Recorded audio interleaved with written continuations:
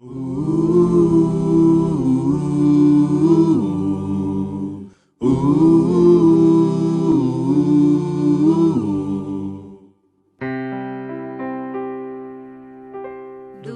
teu falar, ó Salvador, jamais vou duvidar, é encorajador. Alimento Diário, série Os Ministros da Nova Aliança. Título do volume 6, Embaixador de Cristo. Autores Esdras Má e Miguel Má. Título da semana 4, Aspirando por ser revestido da habitação celestial. Quinta-feira, ler com oração 1 Pedro 5, 5b e 6. Deus resiste aos soberbos, contudo aos humildes concede a sua graça. Humilhai-vos, portanto, sob a poderosa mão de Deus, para que ele em tempo oportuno vos exalte. As revelações do Senhor não nos podem conduzir ao orgulho. Como visto na mensagem de ontem, o apóstolo Paulo registrou em 2 Coríntios que havia sido arrebatado ao terceiro céu, acrescentando que também foi arrebatado ao paraíso e ouviu palavras inefáveis, as quais não é lícito ao homem referir. Capítulo 12, versículo 4 de 2 Coríntios. A leitura do texto bíblico permite-nos concluir que Paulo foi levado a dois lugares distintos, terceiro céu e paraíso. Já explicamos o que é o terceiro céu na mensagem anterior. Hoje falaremos um pouco sobre o paraíso. Segundo o conceito comum, o paraíso seria o céu. Assim, muitos acreditam que quando o cristão morre, seu espírito vai para o céu. Todavia, gostaríamos de trazer a luz da palavra para a melhor compreensão desse assunto. Onde fica o paraíso? O texto de Lucas 16, 19 ao 31 traz muita luz sobre esse assunto no registro da história do rico e do mendigo Lázaro. Leiamos os versículos 22 ao 26, que diz: Aconteceu morrer o mendigo e ser levado pelos anjos para o seio de Abraão. Morreu também o rico e foi sepultado. No inferno, que vem da palavra grega Hades, estando em tormentos, levantou os olhos e viu ao longe a Abraão e Lázaro no seu seio. Então, clamando, disse: Pai Abraão, tem misericórdia de mim. Manda Lázaro que molhe em água a ponta do dedo e me refresque a língua, porque estou atormentado nesta chama. Disse, porém, Abraão: Filho, lembra-te de que recebeste os teus bens em tua vida, e Lázaro igualmente os males. Agora, porém, aqui ele está consolado, tu em tormentos. E além de tudo está posto um grande abismo entre nós e vós, de sorte que os que querem passar daqui para vós outros não podem, nem os de lá passar para nós. De acordo com a Bíblia, há um lugar debaixo da terra chamado Hades, onde estão as almas e os espíritos de todos os mortos, crentes e incrédulos. Segundo vimos na história do rico e de Lázaro, esse lugar é dividido por grande abismo intransponível em duas seções.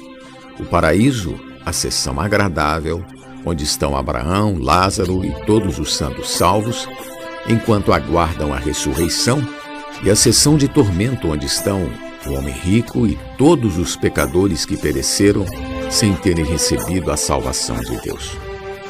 O Hades, com as suas duas seções, é um lugar temporário, como se fosse uma sala de espera, onde todos os mortos aguardam a ressurreição para o dia do julgamento.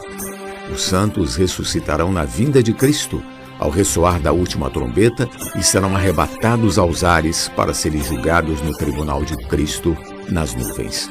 Os incrédulos serão ressuscitados somente após o milênio, para serem julgados no grande trono branco e condenados ao lago de fogo. Portanto, o paraíso é a seção agradável do Hades e fica debaixo da terra. Outra passagem que mostra que o paraíso fica debaixo da terra é a passagem de Lucas 23, do 39 ao 43. No momento da crucificação, um dos malfeitores crucificados ao lado de Jesus rogou que este se lembrasse dele quando voltasse em seu reino. Jesus, ouvindo seu clamor, respondeu-lhe fazendo menção do paraíso. Jesus, Lembra-te de mim quando vieres no teu reino. Jesus lhe respondeu: em verdade te digo que hoje estarás comigo no paraíso. Versículos 42 e 43. Muitos acham que depois que Jesus morreu, ele levou o malfeitor arrependido para o céu. Não. Quando Jesus morreu na cruz, ele não foi para o céu, pelo contrário. Segundo as suas próprias palavras, ele foi para o centro da terra, onde ficou até o dia da sua ressurreição.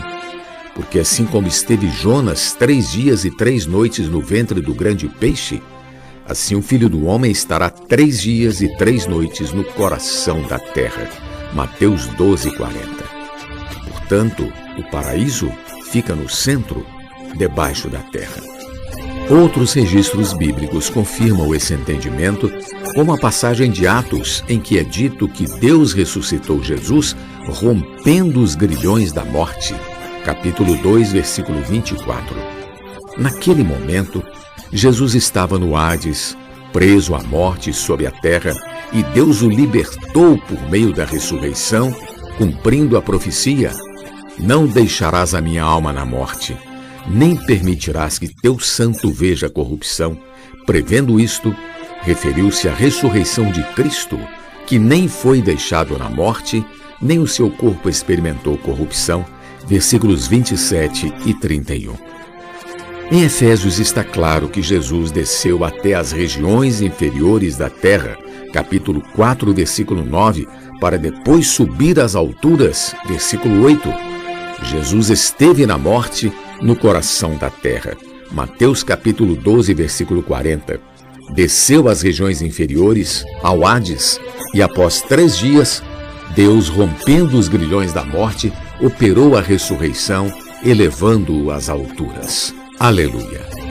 Diante dessa revelação, percebemos que o universo é composto de 3 partes: a terra, onde vivemos, os céus, incluindo o terceiro céu, e o Hades, região debaixo da terra. O apóstolo Paulo esteve nos 3 locais: terra, terceiro céu e paraíso. O que Deus lhe revelou e as visões a que teve acesso são inefáveis e maravilhosas demais.